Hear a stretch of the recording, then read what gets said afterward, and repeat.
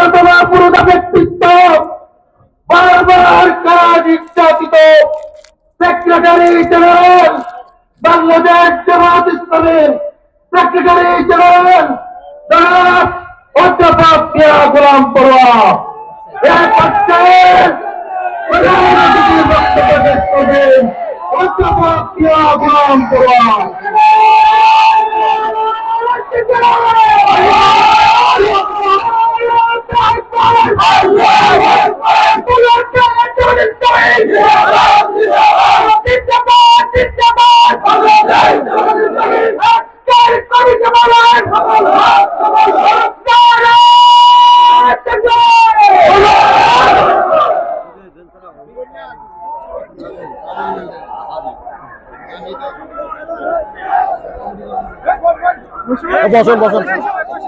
আসসালামু আলাইকুম ওয়া রাহমাতুল্লাহি ওয়া বারাকাতুহু।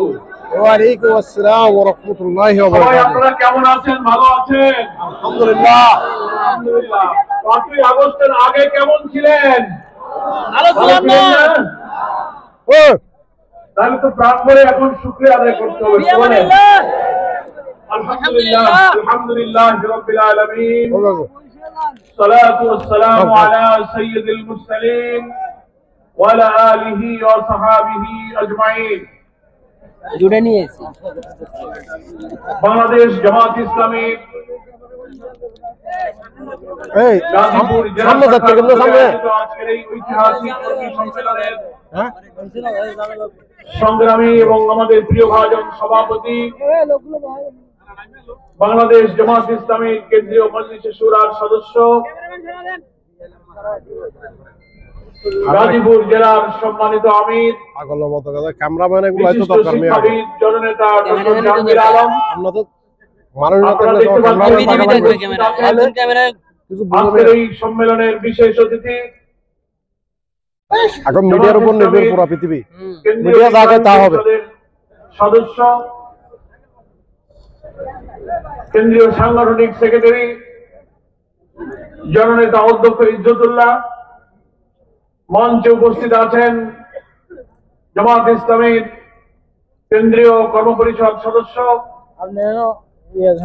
গাজীপুর মহানগরীর সম্মানিত আমির অধ্যাপক জামাল উদ্দিন,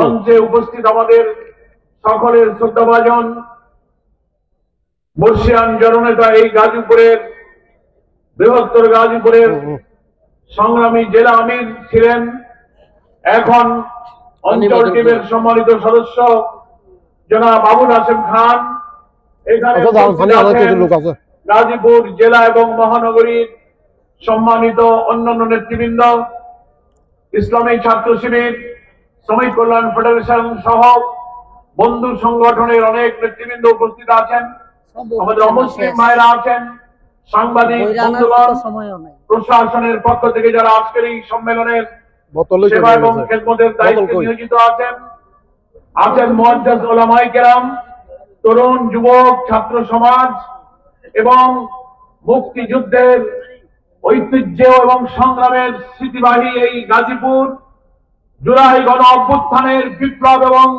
অনেক রক্তাক্ত লড়াইয়ের অংশীদার এই গাজীপুরের জেলার বিভিন্ন উপজেলা, গ্রাম, ইউনিয়ন থেকে পৌঁছে এই কুয়াশা এবং শীতকে ভেদ করে যারা মুক্তিযোদ্ধা কলেজ মাঠের এই ঐতিহাসিক সম্মেলনে হাজির হয়েছেন, আমার সেই প্রিয় সংগ্রামী গাজীপুরবাসী। আমি শুনলাম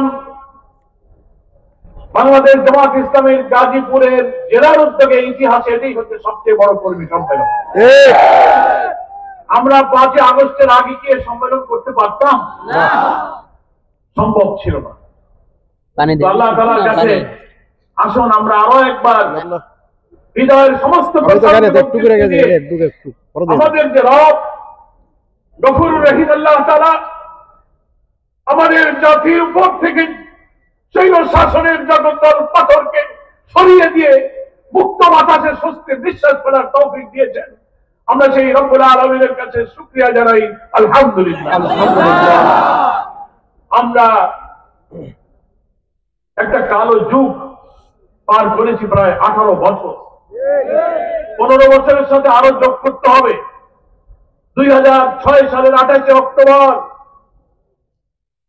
রাজধানীর পল্টনে প্রকাশ্য দিবালোকে খুনি, সন্ত্রাসী, ফ্যাসিস্ট, স্যাডিস্ট, সমস্ত গুম, হত্যাকাণ্ড, রিমান্ড, ক্রসফায়ারের মাস্টার মাইন্ড শেখ হাসিনা।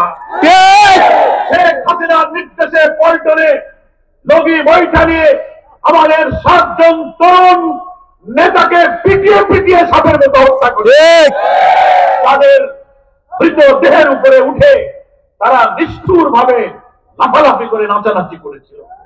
আপনারা সেই ইতিহাস, সেই ছবি, সেই ভিডিও কি ভুলে গেছেন? সেই 6 সালের 28 অক্টোবর থেকে বাংলাদেশের রাজনীতিতে গণতন্ত্রের অভিযাত্রা আমরা শুরু করেছিলাম। 90 গণ অভ্যুত্থানের মধ্য দিয়ে সেই 28 অক্টোবরই বাংলাদেশ তার পথ হারিয়ে ফেলেছে। সেই 28 অক্টোবর থেকে বারবার ভারতীয় আধিপত্যবাদীদের এই দেশীয় দালাল সেবাদাস চক্ররা ক্ষমতার মসনদে বারবার বছর ষড়যন্ত্র করেছে এবং 24 সালের সেই 5 আগস্ট পর্যন্ত 17.5-18 বছর আমাদের উপর দিয়ে একটি কালো অধ্যায় আমরা পার করেছি। কেন আমরা এই কালো যুগ বলছি? আমাদের সংগ্রামী নেতৃবৃন্দ তার বক্তব্যে বলেছেন, এই সময় আমাদের কোন গণতান্ত্রিক অধিকার ছিল না, রাজনৈতিক অধিকার ছিল না, ভোটাধিকার ছিল না, ধর্মীয় মূল্যবোধ, জাতি সত্তা পায়ের নিচে পিষে ফেলা হয়েছিল, অর্থনীতিতে চলেছিল লুটপাট, জুডিশিয়ারি বিচার অঙ্গনে কোন ন্যায় বিচার ছিল না, শাসন ক্ষমতায় ওই শেখ পরিবার, হাসিনার পরিবার, আওয়ামী লীগের সিন্ডিকেট কর্তৃত্ব করে ব্যবসা বাণিজ্য, চাকরি বাকরি তারা সবকিছু তছনছ করে দিয়েছে। ফলে আমরা সেই কালো যুগ 18টি বছর পার করেছি। কত মানুষ শহীদ হয়েছে, কত মানুষ আহত পঙ্গু হয়েছে, লক্ষ লক্ষ মানুষ মৃত্যুবরণ করেছে। এ জাতির কত শিশু, কত মা, কত স্ত্রী, কত পিতা আল্লাহর কাছে সিজদা দিয়ে চোখের পানি ফেলেছে, আল্লাহর কাছে মুনাজাত করে হাজারি করেছে, আল্লাহ তুমি এই অত্যাচারী শাসকের হাত থেকে এই জনপদকে উদ্ধার করো। আমরা জানি না আল্লাহ তারা কোন শাহাদাতকে কবুল করেছেন, কার ইখলাসকে কবুল করেছেন, কার মুনাজাত, কার চোখের পানি কবুল হয়েছে আমরা জানি না। কিন্তু 24 আগস্টে 24 সালের 5 আগস্ট আসমান থেকে আল্লাহ তাআলার রহমতের ধারা বর্ষিত হয়েছে। আমি তখন কারাগারে ছিলাম। জুলাই অভ্যুত্থানের মধ্যে আমি আমাদের জামাত ডাক্তার তাহের সামিউল হক ফারুকী, এখানে অনেক গাজীপুর সারা দেশের বহু নেতাকে অভ্যুত্থানের আন্দোলনের সময় আমাদেরকে কারাগারে আটকে রাখা হয়েছে, রিমান্ডে নেওয়া হয়েছে। কারাগারে বসে আমরা শুনছিলাম জুলাইয়ের শেষের দিকে তীব্র গণ আন্দোলন। কেরানীগঞ্জের কারাগারে প্রায় 10,000 বন্দী যারা এই ফাঁসিবাদের নিষ্ঠুর নির্যাতনের শিকার হয়ে কারাবন্দী ছিলেন, কারারক্ষীদের কাছে, কারা কর্তৃপক্ষের কাছে নতুন কোন বন্দী কারাগারে ঢুকলে আমরা ছুটে গিয়ে জিজ্ঞেস করতাম কি হচ্ছে বাইরে। তারা বলতো, ভাই ঢাকা রাজধানী সহ উত্তাল আন্দোলনে আগুন হয়ে গেছে, এবার স্বৈরাচারের পতন হবে, আপনারা দোয়া করুন। আমরা শুধু অপেক্ষা করতাম, এই শুনি 100 মারা গেছে, 200 মারা গেছে, রিমান্ডে নিয়ে আমাদেরকে নেতৃবৃন্দকে কঠিন নির্যাতন করছে, আর আমরা আল্লাহর কাছে শুধু চোখের পানি ফেলছি। 5 আগস্ট সকাল থেকে আমরা শুনতে পেলাম কিছুক্ষণ পরে হয়তো সেনাপ্রধান জাতির উদ্দেশ্যে ভাষণ দেবেন। আমরা টেলিভিশনের সামনে কারাবন্দী অবস্থায় বিএনপি জামাতের অনেক নেতৃবৃন্দ অপেক্ষা করতে লাগলাম, সেনাপ্রধান আসে না। চরম উদ্বেগ উৎকণ্ঠা, 12টা, 1টা, 2টা, 2:30। কিছুক্ষণের মধ্যে দেখি টেলিভিশনের স্ক্রলে লেখা যাচ্ছে কিছুক্ষণ আগে প্রধানমন্ত্রী শেখ হাসিনা তার বোন রেহানা গণভবন থেকে হেলিকপ্টারে করে ভারতে পালিয়ে গেছে।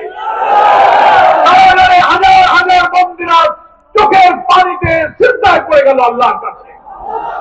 আমরা একে অপরকে জড়িয়ে ধরলাম। ডাক্তার আব্দুল রহমান তাহের এবং আমি এক জায়গায় ছিলাম। তাহের ভাই আমাকে জড়িয়ে ধরে কান্নাকাটি করলেন। আমরা কল্পনা করিনি আমাদের এই রব, এই দয়ালু রব, এই অত্যাচারী শাসক থেকে এইভাবে জাতিকে মুক্তি দেবে আমরা বুঝতে পারিনি। 17-18 বছর কত মানুষ কিনেছে, আমরা ভেবেছিলাম এই স্বৈরাচার কত মানুষকে হত্যা করলো, কত নেতাকে মিথ্যা মামলায় কারাগারে দিল। 14, 18, 24 তিনটা ভোট আমরা দিতে পারিনি। রাজনৈতিক দলের আন্দোলনকে গুলি করে নিষিদ্ধ করে আর নির্যাতন করে নিষেধাজ্ঞা জারি করে বিরোধী আন্দোলনকে দমিয়ে রাখার চেষ্টা করেছে। মানুষ হতাশ হয়ে গেল। আপনারাও বলবেন, সাধারণ মানুষ বলতো, এই শেখ হাসিনা তোমরা এত আন্দোলন করে বিদায় করতে পারলে না, তিনটা ভোট আমরা দিতে পারলাম না, মনে হয় শেখ হাসিনা মরা ছাড়া মনে হয় ক্ষমতা থেকে যাবে না। কি মানুষ এরকম বলতো না? মানুষ হতাশ হয়ে গেছে। কিন্তু আল্লাহ তাআলার ইচ্ছা, কত অপমানজনক হবে শেখ হাসিনার বিদায় হলো, নাকি বলে? আমরা পৃথিবীর ইতিহাসে অনেক পতিত স্বৈরাচার এবং ফ্যাসিস্টের বিদায় দেখেছি, কিন্তু এইভাবে জনতা রুদ্ধ বসে এত দাম্ভিক, এত অহংকারী, কি 17-18 বছর তো মেজাজ দেয়, মনে হচ্ছে যেন তিনি যেন একটা ছোট খোদা সেজে বসে গেছেন, নাকি বলে? কারোর কথা মানবে না। ওকে মারো, ওকে ধরো, ওকে নিষিদ্ধ করো, ওকে গুলি করো, ওকে আয়না ঘরে নাও, ওকে রিমান্ডে নাও। রাজনৈতিক অধিকার নেই, ভোটাধিকার নেই। এত আত্মহনিকার, এত অহংকারী, এত দাম্ভিককে আল্লাহ তাআলা কখনো পছন্দ করেন। আমরা মনে মনে এটা কামনা করতাম, নিশ্চয়ই আমাদের জন্য আল্লাহ রহমত অপেক্ষা করছে। আপনি চিন্তা করতে পারেন, আমাদের প্রিয় নেতৃবৃন্দ যারা জীবনে একটা মিথ্যা কথা বলে নাই, একটা টাকা হারাম খায় নাই, কোন মানুষকে কষ্ট দেয় নাই, অধ্যাপক গোলাম আজম, আল্লামা সাঈদী, মৌলানা নিজামী, কামারুজ্জামান, মুজাহিদ, মীর কাসেম আলী, কাদের মোল্লাদের মতো লোক, মৌলানা আবুল কালাম মোহাম্মদ ইউসুফ, মৌলানা আব্দুস সোবহান, মকবুল আহমদ, নাজির আহমদ, কত নাম বলবো, বারবার গ্রেফতার করে কারাগারে বৃদ্ধ বয়সে নিষ্ঠুর নির্যাতন করা হয়েছে। 5 জন নেতাকে ফাঁসিতে ঝুলিয়ে হত্যা করা হয়েছে। মিথ্যা মামলা, মিথ্যাবাদী, মিথ্যা সাক্ষী, মিথ্যা এধার, মিথ্যা ট্রাইব্যুনাল, মিথ্যা বিচারক, সাজানো রায় দিয়ে ইতিহাসের বর্বরতম জুডিশিয়াল কিলিং করে আমাদের নেতাদেরকে হত্যা করা। বিদেশ থেকে রায় লিখে দেওয়া হয়েছে। সেই হত্যাকাণ্ডের মাস্টার মাইন্ড হচ্ছে শেখ হাসিনা। কি বলেন, ঠিক কিনা? আল্লাহ তাআলার বিচার, দুপুরে ভাতও খাওয়া দোকে নাই। কি ফেরাউনি স্বর্গ বানাইছিল, আমরা তো টের পাইতাম না। পরের দিন 6 তারিখ আমরা জেল থেকে বের হলাম। যখন এই খবর শুনলাম, জেলের ডেপুটি জেলার সুপার, জেলার সকলকে বললাম, বিএনপি আর আমরা জামাত নেতৃবৃন্দ যারা ওখানে ছিলাম কারাগারের ডিভিশনে, বললাম যে আপনারা টেলিফোন এনে দেন, আমরা এখন বাইরে কথা বলবো। তখন তো কারাগারের নিয়ন্ত্রণ আমাদের কাছে, আমরা যা বলি তাই কর। 8টা 9টা টেলিফোন নিয়ে সুপার সাহেব হাজির। দুপুরবেলা ফোন দিতে লাগলাম, নেতৃবৃন্দ কোথায়, পরিবারের কি অবস্থা, তারা হাউমাউ করে কাঁদতে লাগলো। আমার মাকে আমি প্রথম ফোন দিলাম, ঢাকার বাসায় অসুস্থ মাকে নিয়ে এসেছিলাম। আমার কারাগারে থাকা অবস্থায় আব্বা ইন্তেকাল করলেন। মা আমার আব্বা হারিয়ে বড় ছেলের জন্য পেরেশান। মাকে বললাম, তুমি আমার বাসায় চলো। মাত্র কয়েকদিন আগে মাকে আনলাম। 20 জুলাই রাত 2:30টার সময় আমার বাসা ঘেরাও করে মা কান্নাকাটি করতে লাগলেন। আমার ছেলে কয়েকদিন আগে জেল থেকে বের হলো, কেন তোমরা আজকে নিয়ে যাবো? আমি মাকে জড়ায় ধরে কপালে চুমু দিয়ে বলেছিলাম, মা এবার দেরি হবে না, তুমি দোয়া করো আমার জন্য। আমি যখন ফোন করলাম 5 আগস্ট বিকেলে, মা তুমি কেমন আছো? মা আমাকে বলল, তোমাকে ধরার পরে আমাকে লোকেরা বলেছে তোমার ছেলে আবার জেলে গেছে, আর বেরোতে পারবে না। আমার মমতাময়ী অল্প শিক্ষিত মা আমাকে টেলিফোনে বললে, আমি তাদের বলেছি না, এই বাংলাদেশ নতুন করে স্বাধীন হবে, তারপর আমার ছেলেকে নিয়ে আমি খুলনায় যাবো। আমি তো টেলিফোনে মায়ের জবাব শুনে অবাক।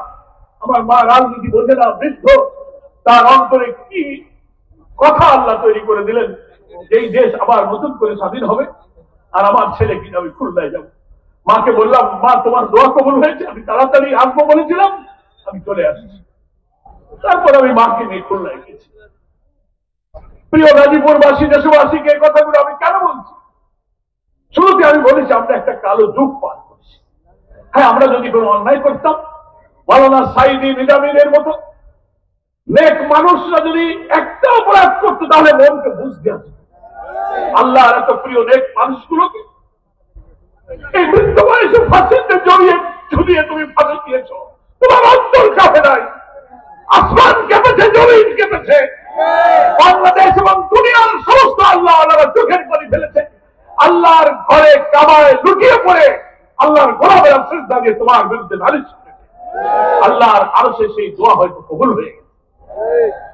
তাই ইতিহাসের নিষ্ঠুরতম ফ্যাসিস্টদের মতো পতিত স্বৈরাচার তুমি অপমানিত হয়ে বিদায় দিয়েছ। গেলে কোথায়? যেখানকার মাল সেখানেই চলে গেল। মাল তো ওইখানকার, কি বলেন? ওখানে গিয়ে উনি ষড়যন্ত্র করছেন। পাসপোর্ট বাতিল, ভিসা নাই। আধিপত্যবাদী ভারত শাসন করছে এখন বিজেপির হিন্দুত্ববাদী সাম্প্রদায়িক সরকার। আমরা বলতে চাই, আন্তর্জাতিক কনভেনশন, জেনেভা কনভেনশন, সমস্ত কূটনৈতিক রীতিনীতি ভঙ্গ করে এত বড় খুনি, অপরাধী, হত্যাকাণ্ডের মাস্টার মাইন্ডকে কেন তুমি সেখানে আশ্রয় দিয়েছ? তাহলে আমরা এটা বলতে বাধ্য, 18 বছরের জুলুম, নির্যাতন, হত্যাকাণ্ড, লুটপাট, নিষ্ঠুরতার পেছনে তোমার হাত ছিল। তাকে কেন সাহায্য করেছে? বাংলাদেশ সরকারের পক্ষ থেকে ভারতকে চিঠি দেওয়া হয়েছে, তাকে ফেরত দেন, তাকে বিচারের আওতায় আনা হবে। ট্রাইব্যুনাল করেছিলেন আল্লাহ লোকদেরকে ফাঁসি দেওয়ার জন্য। আল্লাহর কি ইচ্ছা, সেই ট্রাইব্যুনালাই এখন তোমার জন্য ফাঁসির আয়োজন চলছে। কোথায় যাবা? ওমা তাশাউনা ইল্লা আইয়াশা আল্লাহু রাব্বুল আলামিন। তোমাদের কোন ইচ্ছাই কাজে লাগবে না যদি আল্লাহর ইচ্ছা না হয়। কি বলেন, ঠিক কিনা? তুমি সারা জীবন ক্ষমতায় থাকতে চেয়েছিলে, ইসলামী রাজনৈতিক দল আলেম ওলামাকে কারাগারে রুদ্ধ করে, নির্যাতন করে, ইসলামী মূল্যবোধকে ধ্বংস করে দল নিষিদ্ধ করতে চেয়েছিলে। পতনের 4 দিন আগে বাঁচার আর কোন উপায় নেই সে মনে করলে যে সব আন্দোলন, সব সংগ্রাম, সব বিদ্রোহ জামাত আর শিবির করতেছে। তো বাঁচার শেষ উপায় হলো জামাত শিবির নিষিদ্ধ করে দাও। ডুবন্ত মানুষ যখন সাগরে ডুবতে থাকে, বাঁচার কোন পথ যখন পায় না, হাত রাইতে থাকে, একটা শ্যাওলাও যদি পায় তো ওইটা ঘুরে বাঁচতে চায়। শ্যাওলা ধরে কি বাঁচা যায়? তোমার পতনের 4 দিন আগে তুমি জামাত শিবিরকে নিষিদ্ধ করলে, 4 দিন পরেই আল্লাহ তাআলা তোমাকে নিষিদ্ধ করে দিলেন। এটাই হচ্ছে আল্লাহর ইচ্ছা। তুমি আর দেশে আসতে পারবা কিনা জানি না। মাঝে মাঝে অডিও ভিডিও গণমাধ্যমে 2-1টা বক্তব্য ছেড়ে দিতেছে, শোনেন না? তোমরা চালায় যাও, আপা আপনার যদি খুব মায়া লাগে আপনি আসেন, এই জায়গায় আমরা দেখবানে, বলে তোমরা চিন্তা করো না, আমি পাশে আছি, ঢুকে পড়বানে। শুনছেন? আপনারা শুনছেন? তা আমরা বলছি আসেন, ঢুকে পড়েন। আমরা একেবারে গেট টেট সাজায় মালা দিয়ে বরণ করার জন্য বসে আছি। আপনার এই হত্যাকাণ্ড আমরা দুর্বল হতে পারি, আমরা অসময় ছিলাম। আমাদের আপনারা হাত পা বেঁধেছেন, ডান্ডা বেড়ি করিয়েছেন, হাত করা করিয়েছেন, কথা বলতে দেননি, মিটিং করতে দেননি। 3-4 জন লোক বাড়িতে বসলে ধরে নিয়ে বলেছে নাশকতার ষড়যন্ত্র করতে, হাতে বোমা দিয়ে মামলা দিয়েছে। আমাদের কিছু করার ছিল না, কিন্তু আমাদের সৃষ্টিকর্তা মহান রবের তো অনেক ক্ষমতা, অনেক শক্তির মালিক। সেই তোমার ফাইলটা এখন তার হাতে, ফাইলটা আল্লাহ ডাইরেক্ট হ্যান্ডেল করতেছে। কি বলেন, ঠিক কিনা? 200-র উপরে মামলা হয়ে গেছে ট্রাইব্যুনালে, রেড অ্যালার্ট জারি হয়েছে, ওয়ারেন্ট জারি হয়েছে, ভিসা বাতিল হয়ে গেছে। আপনি এখন টপ করে ঢুকে পড়েন। সেই জন্য আমি শুরুতেই বলেছিলাম একটা কালো যুগ পার করেছি। যাদের রক্ত, যাদের ত্যাগ, যাদের শাহাদাত, যাদের ইখলাস, যাদের চোখের পানির বিনিময়ে 2000 ছাত্র জনতা জীবন দিয়েছে, 40,000 ছাত্র জনতা আহত হয়েছে, পঙ্গু হয়েছে, হাত নেই, চোখ নেই, মাথার মগজ বেরিয়ে গেছে, পা কেটে ফেলেছে। আমরা আজকে এই ঐতিহাসিক কর্মী সম্মেলনে এই শহীদ এবং আহত সমস্ত ছাত্র জনতার কষ্ট, ত্যাগ, নির্যাতনকে গভীর শ্রদ্ধার সাথে স্মরণ করছি। আল্লাহর কাছে তাদের শাহাদাতের জন্য দোয়া করছি এবং এই গোটাই অবস্থানের তারা হচ্ছে গর্বিত অংশীদার। কি বলেন, ঠিক কিনা? কথা এখন জুমার দিন লম্বা করা যাবে না, কয়েকটি মৌলিক দু চারটি কথা আল্লাহ তৌফিক দিলে বলে আমার বক্তব্যটা আমি শেষ করতে চাই। কথাগুলো শুনে যাবেন তো আপনারা? সেটা হলো এই যে ত্যাগ, এই যে আত্মদান, এই যে রক্তদান, যারা চলে গেল তারা বিজয় দেখে যেতে পারলো না। তাদের স্ত্রী, তার সন্তান, শিশুরা কাঁদে, আহতরা হাসপাতালে। এই বিজয়, এই মুক্তির স্বাদ তারা দেখতে পাচ্ছে না। তাহলে যারা রক্ত দিয়ে গেল, এদের এই রক্তের ঋণ, এই দায় আমাদের শোধ করতে হবে। কি বলেন, ঠিক কিনা? আমরা সবাই তাদের রক্তের কাছে ঋণে আছি। সেই দায় শোধ করার একটাই উপায়, সেটা হচ্ছে তারা যে ইনসাফপূর্ণ একটি নতুন বাংলাদেশ বিনির্মাণের জন্য রক্ত দিয়েছিল, সেই স্বাধীন, সোনার, সমৃদ্ধ, নিরাপদ, কল্যাণ রাষ্ট্রের ইনসাফপূর্ণ বাংলাদেশ আমাদেরকে গড়তে হবে। তাহলেই এই শহীদদের রক্তের ঋণ শোধ করা যাবে। এখন সেই দেশ গড়া শুরু হয়েছে, আবার নতুন চক্রান্ত, ষড়যন্ত্র শুরু হয়েছে। দেখতেছেন না? বিপ্লবের পরেই প্রতি বিপ্লব, জুডিশিয়াল কু, আনসার কাণ্ড, এই দাবি ওই দাবি, ধর্মঘট, সচিবালয় আগুন, হিন্দু মুসলিম বৌদ্ধ খ্রিস্টান অমুসলিম ভাইদেরকে নিয়ে নানান ষড়যন্ত্রকারী একটা অরাজকতা তৈরি করে তারা বুঝাতে চায় যে না, বাংলাদেশে এখন হিন্দু ভাইরা আওয়ামী লীগ না আসতে শান্তিতে থাকবে না, ওদের আসতে হবে। এখন সংখ্যা লঘু, তাদের বাঁচায়, তারা এখন নিরাপদ নেই, তাদের অধিকার বঞ্চিত। এই পরিস্থিতি তৈরি করার চক্রান্ত চলেছে এই 5 মাসে। কি বলেন, ঠিক কিনা? কিন্তু আলহামদুলিল্লাহ বাংলাদেশের বিপ্লবী ছাত্র জনতা, সেনাবাহিনী এবং অন্তর্বর্তীকালীন সরকার দৃঢ়তার সাথে ভারতীয় আধিপত্যবাদী শক্তির এদেশীয় দালাল এবং আন্তর্জাতিক ভাবে যারা ষড়যন্ত্র করছেন তাদের এই চেষ্টাকে ব্যর্থ করে দিয়েছে। কি বলেন? আমরা এখন দেশ গড়তে চাই একটি অবাধ, নিরপেক্ষ, একটা পার্টিসিপেটরি, একটা ক্রেডিবল, একটা ফ্রি ফেয়ার ইলেকশনের মধ্য দিয়ে আমরা এই নতুন বাংলাদেশ গড়তে চাই। এবং সেখানেও অন্তরায় জুলাই অভ্যুত্থানে আমাদের যে ঐক্যের চেতনা ছিল ছাত্র জনতা, এখন কোন ষড়যন্ত্র, কোন লোক নতুন করে এই অগ্রযাত্রাকে আবার মাঝে মাঝে যেন বাধাগ্রস্ত করার চেষ্টা করছে। কেউ বলে সংস্কার দরকার নয়, পরে করলেই হবে। কেউ বলে সংস্কার করেন, কেউ বলে নির্বাচন তাড়াতাড়ি করেন, কেউ বলে না, সংস্কারটা শেষ করে হোক। যারাই আমরা বিপ্লব করলাম, যারাই রক্ত দিলাম, তাদের মধ্যেই এখন ইখতিলাফ শুরু। ইখতিলাফ মানে বাংলা তর্জমা কি? মতপার্থক্য শুরু।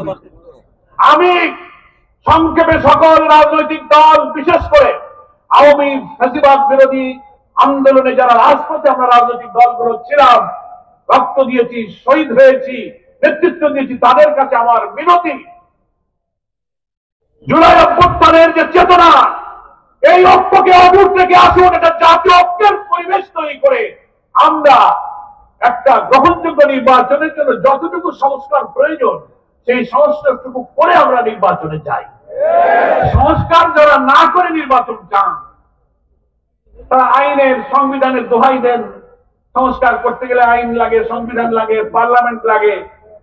এইসব ইস্যু সামনে এনে একটা বিতর্ক তৈরি করা হচ্ছে। আমি তাদের কাছে প্রশ্ন করতে চাই, ডক্টর ইউনূস সাহেব আসছিলেন কোন আইনে, কোন সংবিধানে লেখা ছিল, কোন বিধিতে ছিল? উপদেষ্টা পরিষদ হলো, হাসিনা চলে গেল, শপথ করলেন কোন আইনে? সংবিধান এবং আইন কি? সংবিধান হচ্ছে জন আকাঙ্ক্ষা, জনগণ যা চাবে, কোটি কোটি মানুষ যা চাবে, ওইটার লিখিত রূপ হচ্ছে সংবিধান। 90-এর গণ অভ্যুত্থানের মধ্য দিয়ে আমরা যখন কেয়ারটেকার করেছিলাম এরশাদের পতনের পর, তখনও সংবিধানে কেয়ারটেকার ছিল না। জনগণের ঐক্যমতের ভিত্তিতে আগে কেয়ারটেকার হয়েছে, নির্বাচন হয়েছে, তারপর আইন করে ওটা আমরা সংবিধান অন্তর্ভুক্ত করি। ফলে সংবিধান আর আইনের কথা বলতে গেলে এই অন্তর্বর্তীকালীন সরকারও তো বেআইনি, উপদেষ্টাও বেআইনি, আমরা কি কামটা করলাম? এসব রাষ্ট্র এবং জনগণের আকাঙ্ক্ষা পূরণের জন্য একটি অবাধ নিরপেক্ষ নির্বাচন করতে যদি আইনের যেসব সংস্কার করা প্রয়োজন তা যদি এখন না করি তাহলে তো 14, 18, 24-এর মতো ইলেকশন হবে। এত রক্ত দিয়েছে কি আমরা আবার সেই ইলেকশনের জন্য? 3টা ইলেকশন হয়ে গেল, বাংলাদেশের ভোটাররা ভোটের দিন রওনা দিয়েছে ভোট কেন্দ্রে, রাস্তায় আওয়ামী লীগ, পুলিশ লীগ, যুবলীগ, ছাত্রলীগ সব ঠেকাইতে বলে যাও বাড়ি চলে যাও, ভোট হয়ে গেছে, ভোট দেওয়া লাগবে না। কেউ যদি জোর করে ভোট কেন্দ্রে ঢুকে ভোট দিতে গিয়ে বলে ব্যালট দাও, বলে ব্যালট শেষ হয়ে গেছে, ব্যালট নাই। আপনারা কি আবার সেই ভোট চান? যারা বিনা সংস্কারে আইনের পরিবর্তন না করে, আমরা তো বলছি না এই বিশাল বাংলাদেশ নামক রাষ্ট্রের অনেক অর্গান, অনেক বিভাগ আছে, সব অর্গান, সব বিভাগগুলো পলিটিসাইজ হয়েছে, করাপ্ট হয়েছে, দুর্নীতিগ্রস্ত হয়েছে, দলীয়করণ হয়েছে, সব সংশোধন করতে হবে। পচে গেছে সব অর্গান। 18 বছরে স্বৈরাচার আমাদের সংবিধান, আমাদের প্রশাসন দলীয়করণ করে ইচ্ছা মতো কর্তৃত্ববাদী চালিয়ে কিন্তু অন্তর্বর্তীকালীন এই সরকারের পক্ষে এত সংস্কার সম্ভব না, এটা আমরাও মানি। নির্বাচিত সরকার আসলে তারা পুরা রাষ্ট্রের সব অর্গানগুলো সংস্কার করবেন, এটা আমাদের দ্বিমত নেই। কিন্তু তবে নির্বাচনটা সুষ্ঠু করতে গেলে অন্তত কয়েকটা অর্গানকে মেরামত করা লাগে। Election commission, police administration, civil administration, judiciary, কনস্টিটিউশনের কিছু জায়গা আছে, অন্তত 6-7টা জায়গা আপনি সংস্কার না করে প্রশাসনের রন্ধে রন্ধে ফ্যাসিবাদের দোষররা এখনো ঘাপটি মেরে বসে আছে। এই ওসি, এই এসআই, এই ইউনো, এই ডিসি, এই সচিব রেখে আপনি ভোট করবেন, 14, 18, 24-এর মতো ভোট হবে, তাহলে আমাদের জাতির সমস্ত রক্তদান বৃথা যাবে। তাই আমরা বলেছি আসুন, সংস্কার নিয়ে কোনো বিতর্কের দরকার নেই, সুষ্ঠু নির্বাচনের জন্য নিশ্চয়ই কিছু আইন পরিবর্তন করতে হবে। জুলাই অভ্যুত্থানের গণ আকাঙ্ক্ষাই সেই পরিবর্তনের অধিকার রাখে। অন্তর্বর্তীকালীন সরকার অধ্যাদেশ জারি করুন, সংস্কার করুন। গভর্নমেন্ট রিফর্ম কমিশন গুলো গঠন করেছিলেন, সব মিলে 12-13টা রিফর্ম কমিশন, সমস্ত রাজনৈতিক দল, স্টেক হোল্ডারদের কাছে তারা পরামর্শ দিয়েছে, জামাত ইসলামীর সাথে তারা কথা বলেছে, বৈঠক করেছে। আমরাও আমাদের দলীয় ফোরামে আলোচনা করে আমরা সেই সব বিভাগ এবং অর্গান সম্পর্কে সংস্কার প্রস্তাব সরকারের দপ্তরে জমা দিয়েছি। জানুয়ারির 15 তারিখের মধ্যে রিফর্ম কমিশনের রিপোর্টগুলো হয়তো এসে যাবে। তাড়াতাড়ি সেই সংস্কার কমিশনের রিপোর্টগুলো বিশ্লেষণ করে যদি সংস্কারের কাজগুলো বাস্তবায়ন করে ফেলা হয়, বেশি সময় লাগার কথা নয়। তারপরে একটা নির্বাচনের রোড ম্যাপ আপনি ঘোষণা করুন। কি বলেন? এই কাজে সকলকে সহযোগিতা করতে হবে। যারা সহযোগিতা না করে আইন কানুন বিধি ইত্যাদি দোহাই দিয়ে নির্বাচনকে বাধাগ্রস্ত করা বা সমস্যা তৈরি করার চেষ্টা করবেন, বুঝতে হবে তারা সুষ্ঠু নির্বাচনে হলে হয়তো পরাজয়ের ভয় করছেন, অথবা বাস্তানি করে কেটে কুটে বাক্স ভর্তি করে আবার বিজয়ী হতে চান। বাইরে আমরা জামাত ইসলামী, আমরা তো ভোট কাটতে পারবো না, আমাকে তো মাস্টার নাই, আমাদের কাছে চাঁদাবাজ নাই, আমরা তো ভোট কেন্দ্র দখল করতে পারি না। ফলে নির্বাচন নিরপেক্ষ না হলে অসুবিধা আমাদের বেশি।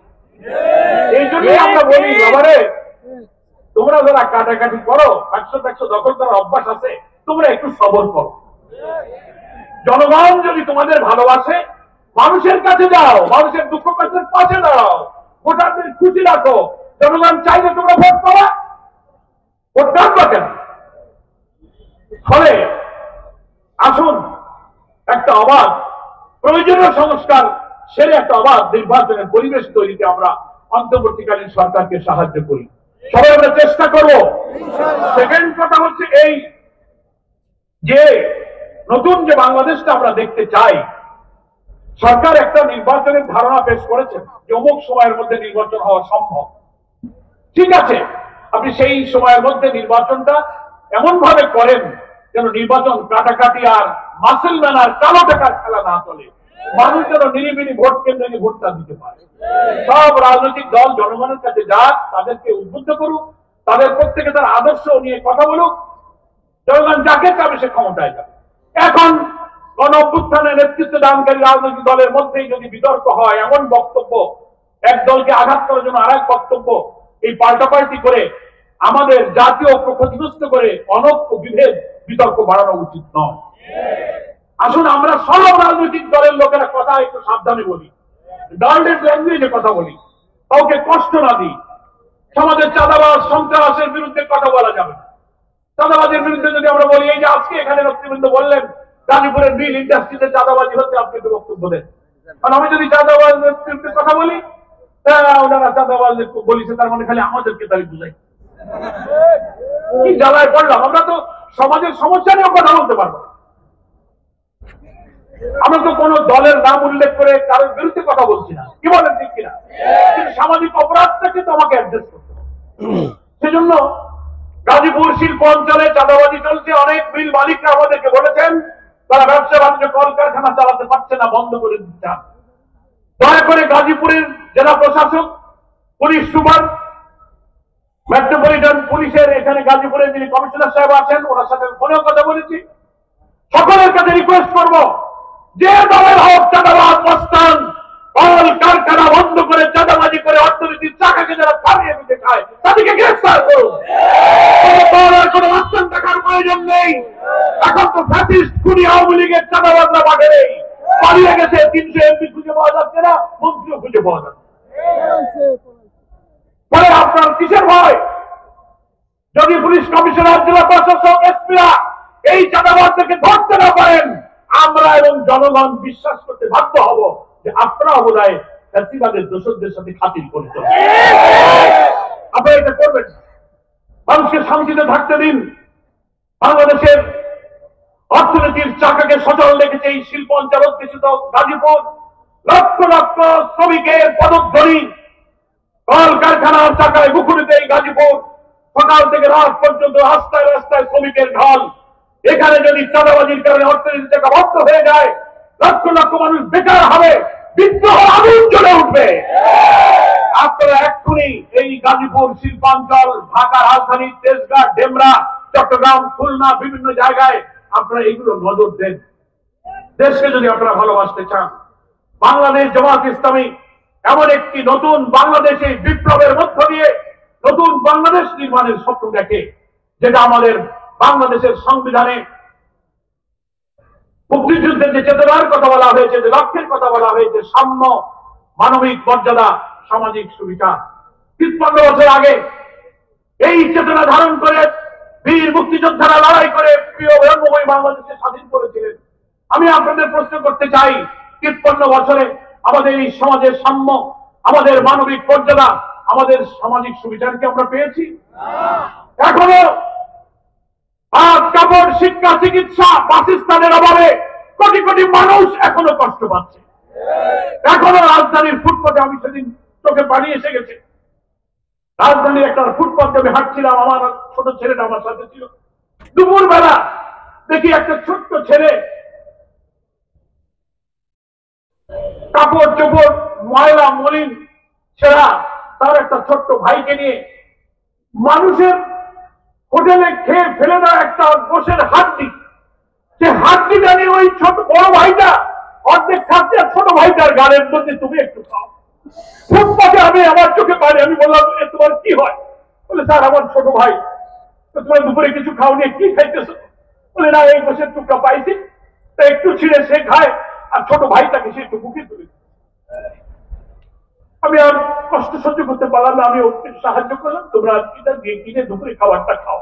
আমি এই কথা এই জন্য বলছি, বাংলাদেশের প্রায় 4 কোটি মানুষ এখনো দরিদ্র, প্রায় 2 কোটি শিক্ষিত যুবক বেকার, দারিদ্র সীমার নিচে হতদরিদ্র মানুষ খাওয়ার কষ্টে ভুগছে কোটি কোটি মানুষ। সেই বাংলাদেশ নতুন করে নির্মাণের জন্য, ইনসাফপূর্ণ সুবিচারের বাংলাদেশের জন্য আমাদের এই হাজার হাজার লোকেরা রক্ত দিয়েছে। আমরা সেই বাংলাদেশ করতে চাই। জামাত ইসলামী বলেছে এই বাংলাদেশ হবে সুবিচারের বাংলাদেশ। সেই সুবিচার কে করবে? জামাত ইসলামী হাতে যদি আল্লাহ তাআলা রাষ্ট্রের দায়িত্ব দেন, আমাদের আমিরে জামাত ডাক্তার শফিকুর রহমান বলেছেন, আমরা শাসক হব না, আমরা এই জাতির খাদেম হয়ে সেবা করব। লুটপাট, চাঁদাবাজি, মাস্তানি, অর্থ পাচার, শেখ হাসিনা, তার বোন রেহানা, তার ভাগ্নি, তার মেয়ে, তার ছেলে, জয়, পুতুল, টিউলিপ মিলে লক্ষ লক্ষ কোটি টাকা বিদেশে পাচার করেছে। ব্যবসা বাণিজ্য তাদের হাতে ছাড়া ছিল না। নতুন বাংলাদেশে এই সব লুটপাট আর হবে না। আমাদের অর্থনৈতিক নিরাপত্তা হবে। ইসলামের যে কল্যাণ রাষ্ট্র, ইসলামের যে সৌন্দর্য, beauty of Islam, welfare of ইসলামের জন্য আল্লাহর নবী হাদিসের মধ্যে যা বলেছেন, রাষ্ট্রের সকল মানুষের ভাত, কাপড়, শিক্ষা, চিকিৎসা, বাসস্থানের মৌলিক সব দায়িত্ব রাষ্ট্র গ্রহণ করবে। চাকরি দিতে হবে, কাজ দিতে হবে। হাদিসে আল্লাহ রাসূল বলেছেন, যাদের কাজ দিতে পারবে না রাষ্ট্র, বেকার যারা থাকবে, তাদের সংসার চালাবার মতো প্রত্যেক বেকারকে ভাতা দিতে হবে। অভাব এবং দারিদ্রতাই মানুষকে অপরাধের দিকে নিয়ে যায়। কি বলেন ঠিক কিনা? এই সোনার বাংলা, সুজলা সুফলা নদীমাতৃক সবুজ বাংলা আমার, জমিন কত উর্বর। আমরা যদি চুরি, ডাকাতি, দুর্নীতি বাদ দিয়ে শিল্প, কল কারখানা, কৃষি, অর্থনীতির চাকা চালু করতে পারতাম, তাহলে আমার এই বাংলায় খাদ্যের অভাব হতো না, দুর্নীতি হতো না। মানুষের চরিত্র যদি আমরা গঠন করতে পারতাম, নৈতিকতা ঠিক থাকতো। জামাত ইসলামী তাই অর্থনীতিকে একটি যাকাত ভিত্তিক বৈষম্যহীন অর্থনীতি কায়েম করবে। আল্লাহ তাআলা কোরআনে বলেছেন, সূরা নূরের 55 নম্বর আয়াতে, রাষ্ট্রে যদি দ্বীনের ভিত্তিতে কোন রাষ্ট্র তোমাদের দায়িত্বে আসে, তোমাদের চারটি কাজ, আল্লাযিনা ইম্মাক্কানাহুম ফিল আরদ আকামুস সালাহ ওয়া আতুজ যাকাত আমরু বিল মারুফ ওয়া নাহাউ আনিল মুনকার। চারটি কাজ করবে। জাতিকে সালাতের মাধ্যমে আল্লাহর আনুগত্য এবং চরিত্র গঠন করতে হবে, রাষ্ট্রের প্রথম কাজ। দুই হচ্ছে সুদ মুক্ত, যাকাত ভিত্তিক সুষম বন্টনের ভিত্তিতে একটি সুন্দর অর্থনীতি চালু করতে হবে। তিন হলো সমস্ত ভালো কাজের আদেশ করতে হবে, সব ভালো কাজ, আর সমস্ত মন্দ কাজ বন্ধ করতে হবে। বলেন, এই চারটা কাজ হইলে একটা দেশ শান্তি হবে না? এটা আল্লাহই বলতেছেন। রাষ্ট্রের ক্ষমতা দায়িত্বে আছে তোমাদের এই কাম, কিন্তু আমরা করছি কি? সব উল্টা করছি। অনাচার, জুলুম, লুটপাট, সুদ, ঘুষ সব চালু আছে, আর সব মন্দ কাজ চালু হয়েছে, ভালো কাজগুলো বন্ধ হয়ে গেছে। কল্যাণ রাষ্ট্র আসলে আমরা তাই করব। ন্যায় বিচার হবে কোর্টে, যেটাকে আল্লাহ তাআলা কোরআন শরীফে সূরা হাদীদের মধ্যে বলেছেন, লাকাদ আরসালনা রুসুলানা বিল বাইয়িনাতি ওয়া আনজালনা মাআহুমুল কিতাবা ওয়াল মিজান লিয়াকুমা আন-নাসু বিল কিসত ওয়া আনজালনাল হাদীদ ফীহি বা'সুন শাদীদ ওয়া মানাফিউ লিন-নাস। আল্লাহ তাআলা বলছেন, আমি যুগে যুগে তোমাদেরকে রাসূল পাঠিয়েছি, বাইয়িনা পাঠিয়েছি, কিতাব পাঠিয়েছি, মিজান পাঠিয়েছি, কত হেদায়েত, কত আইন দিয়েছি। কি জন্য? লিয়াকুমা আন-নাসু বিল কিসত। কিসত মানে হচ্ছে সুবিচার। ওলামায়ে কেরাম আছেন, আলেমে দ্বীন আছেন, কিসত আর শব্দের অর্থ হচ্ছে সুবিচার, যেটাকে ইংরেজিতে বলা হয় জাস্টিস। আমাদের ছেলেরা গণ অভ্যুত্থানের স্লোগান দিয়েছে, উই ওয়ান্ট জাস্টিস, আমরা সুবিচার চাই। আল্লাহ তাআলা নির্ভুল জ্ঞানের উৎস হচ্ছে আল্লাহর ওহী কোরআন। সেই কোরআনের যে আইন, কোরআনের যে ইনসাফ, সেই জাস্টিসের বিধানের ভিত্তিতেই মানবতার কল্যাণ সম্ভব। মানুষের তৈরি করা কোনো আইন দিয়ে কোন সুবিচারপূর্ণ সমাজ প্রতিষ্ঠিত হতে পারে না। কারণ মানুষ ভুল করতে পারে, মানুষ পক্ষপাতিত্ব করে, মানুষের উপরে শয়তান চড়া হয়, কিন্তু আল্লাহ তাআলা নির্ভুল জ্ঞানের উৎস হচ্ছে আল কোরআন। ওইটাই হচ্ছে কিস, ওইটা হচ্ছে সুবিচার, ওইটাই হচ্ছে মিজান, ওইটা হচ্ছে কিতাব, ওইটা হচ্ছে বাইয়িনা। আল্লাহ রাসূলের সুন্নাহর মধ্যেই রয়েছে মানুষের জন্য সুবিচারপূর্ণ সমাজ, বিচার, অর্থ। লিয়াকুমা আন-নাসু বিল কিসত, নাস শব্দটা ব্যবহার করেছে সমস্ত মানব জাতি, অল ম্যানকাইন্ড, অল হিউম্যানিটিকে সুবিচারের উপরে দাঁড় করাতে পারে একটি ইসলামী সভ্যতা, ইসলামের কল্যাণ রাষ্ট্র, ইসলামের সুবিচারপূর্ণ ব্যবস্থা। জামাত ইসলামী সেই রাষ্ট্র কায়েম করতে চায়। সবাইকে আমরা রাজি আছি, যেখানে খাদ্যের অভাব থাকবে না, বস্ত্রের অভাব থাকবে না, অন্নহীন, বস্ত্রহীন, নিরন্ন মানুষের আহাজারি থাকবে না, সেই সমাজ, সেই রাষ্ট্র বাংলাদেশ দেখতে চায়। সেই স্বপ্নের নতুন বাংলাদেশ বিনির্মাণের স্বপ্নের সারথী বাংলাদেশ জামাত ইসলামীর আমির ডাক্তার শফিকুর রহমান রাজধানী ঢাকা থেকে গ্রামে গঞ্জে, পথে প্রান্তরে, নগরে লক্ষ লক্ষ মানুষের কাছে ডাক দিয়েছে, জাতীয় ঐক্যের ডাকে বলছেন, আমরা বহু শোষণ জুলুম দেখেছি, অবিচার দেখেছি, আসুন সুবিচারের নতুন বাংলাদেশকে আমরা একটু সৃষ্টি করি। জনগণের মধ্যে আমরা আশা আকাঙ্ক্ষা দেখতে পাচ্ছি। মানুষ বলেছে, আমরা সব শাসন তো দেখেছি, কোরআনের সুবিচারটা আমরা একটু দেখি। গাজীপুরের মানুষ কি দেখতে রাজি আছে তো? হবে। সেই জন্য এখন থেকে মানুষের কাছে যাওয়া, জুলুম বন্ধ করা, চাঁদাবাজি বন্ধ করেন, দখলদারি বন্ধ করেন। আপনারা এখানে ভূমিহীনদের উচ্ছেদ না করে, আমরা বলছি যে সরকারি জায়গা যদি সরকারি কোনো কাজে লাগে, আপনি নেন, ভবন বানান, উন্নয়নমূলক কাজ, মিল ফ্যাক্টরি, অফিস করেন, কিন্তু কোনো কাজে লাগাবেন না। একটা গরিব মানুষ হয়তো লিজ নিয়ে স্থানীয় চেয়ারম্যান, মেম্বার, বোর্ড ওকে বলে হয়তো কোনো রকম অস্থায়ী ভাবে আছে, আপনি কেন তাকে উচ্ছেদ করবেন? মানবিক বাংলাদেশে মানুষের পাশে দাঁড়ান। সরকার আপনার জমি আপনি আপনার প্রয়োজনে ব্যবহার করবেন, কোনো কাজে লাগাবেন না, শুধু লাঠি পিঠে করে দোকান ভেঙে দেবেন। দরকারটা ওখানে আর একটা দাবাদ আসবে, তখন আপনি কি করবেন? সেই জন্য আমি এখানকার ইউনো এবং জেলা প্রশাসককে বলবো, সরকারের কোন প্রয়োজন যখন হবে আপনি আপনার জমি নেবেন, এখানে কেউ বাধা দিতে পারবেন, এটা আইন নয়। যতক্ষণ প্রয়োজন না হয়, ভূমিহীন, যার বাড়িতে একটা ঘর বানানোর জায়গা নেই, ফুটপাতে থাকে, সে যদি একটা পলিথিন দিয়ে একটা গোলের পাতা দিয়ে রাতে একটু শীতে ঘুমায়, আপনার দুঃখ কিসের? আপনি তার পাশে দাঁড়ান। এই জনগণকে দেখার দায়িত্ব তো সরকারের আছে। আমরা তো খাজনা ট্যাক্স দিই, কর দিই। আপনি তো বাড়ির টাকা এনে আমাদের সেবা করেন না, জনগণের খাজনা ট্যাক্সের পয়সা দিয়ে আমাদের সেবা করেন। তারা যার বাড়ি নেই, ঘর নেই, হয় তাদের জন্য ঘর নির্মাণ করে থাকতে দেন, আর নাইলে তাদের উপরে জুলুম করেন না। এটা আমার অনুরোধ থাকবে। এবং বাংলাদেশ জামাত ইসলামী কর্মী সম্মেলনে যারা কর্মীরা এসেছেন, জুমার কারণে অনেকে হয়তো বিদায় নিয়েছেন, অনেক খতিব আছেন, আলেম আছেন, একটা আবেদন করে আমার বক্তব্য শেষ করতে চাই। এই যে এত কথা, এত নতুন বাংলাদেশ, এত আশা জাতির স্বপ্ন পূরণের জন্য জামাতের কর্মীদের কিন্তু কাজ করা লাগবে। আমাদের নেতা ইজ্জতুল্লাহ ভাই সে কথাই বলেছেন, আমরা যারা ইসলামী আন্দোলনের কর্মী, আমাদের যে ইসলাম আমরা কায়েম করতে চাই, সেই ইসলামের অর্থনীতি, সমাজ, রাষ্ট্র, আইন, জুডিশিয়ারি, এগুলো আমাদের পড়তে হবে, বুঝতে হবে। নিজের চরিত্র, আমল, আখলাক আর কথা কাজের সাথে মিল রাখতে হবে। জনগণ যেন আপনাকে দেশের পাশের লোক, পাশের বাড়ির প্রতিবেশী বুঝতে পারে যে আমাদের কর্মীর দিকে তাকালে মনে হয় আসলে এই হচ্ছে ইসলাম। এর নামাজ, এর লেনদেন, এর মুআমালাত, এর ব্যবসা বাণিজ্য, এর কথাবার্তা থেকে যেন ইসলামের আদর্শটা যেন ফুটে ওঠে। মানে চরিত্রের মধ্যে ইসলাম থাকতে হবে। আর জীবনের লক্ষ্য থাকবে যে এই ইসলাম সমাজে, রাষ্ট্রে কায়েম না হওয়া পর্যন্ত আল্লাহর সন্তুষ্টির উদ্দেশ্যে আমাদের সংগ্রাম থামবে না। এই পড়াশোনা, এই চরিত্র, এই নৈতিকতা গাজীপুর জেলার সকল কর্মীরা অর্জন করে যদি আমরা মাঠে, উপজেলায়, ইউনিয়নে, ইউনিটে, ওয়ার্ডে, মহল্লায় দাওয়াত বাড়াতে পারি, জনগণকে আগামী নির্বাচনের 1 বছর হোক আর যতটুকু লাগুক আমরা জানি না, যতক্ষণ সরকার করবে যৌক্তিক সংস্কার করে, কিন্তু সময় আমরা বেশি পাবো না। তার আগে প্রতিটি ভোট কেন্দ্রে, প্রতিটি গ্রামের সকল নারী পুরুষের কাছে এই জামাতের দাওয়াত দিয়ে তাদেরকে এই ইসলামের কল্যাণ, ইসলামের সৌন্দর্যটা বুঝিয়ে আমাদের পাশে আনার চেষ্টা করতে হবে। সবাই আমরা রাজি আছি? আমি বাংলাদেশ জামাত ইসলামী কেন্দ্রের পক্ষ থেকে গাজীপুরের এই বিশাল কর্মী সম্মেলনে যারা সকাল থেকে এসে সফল করেছেন, নেতৃবৃন্দ এই সুন্দর আয়োজন করে কতদিন ধরে পরিশ্রম করেছেন, সকলের জন্য দোয়া করি। সকলকে মোবারকবাদ জানিয়ে আপনাদের সকলকে আমার নিজের জন্য এবং আন্দোলনের জন্য, নেতৃবৃন্দের জন্য, আমি জামাতের জন্য দোয়া কামনা করে আমি আমার বক্তব্য শেষ করছি। আল্লাহ হাফেজ। ওমা তৌফিক ইল্লা বিল্লাহ। হাযা মা ইনদি ওয়াল ইলমু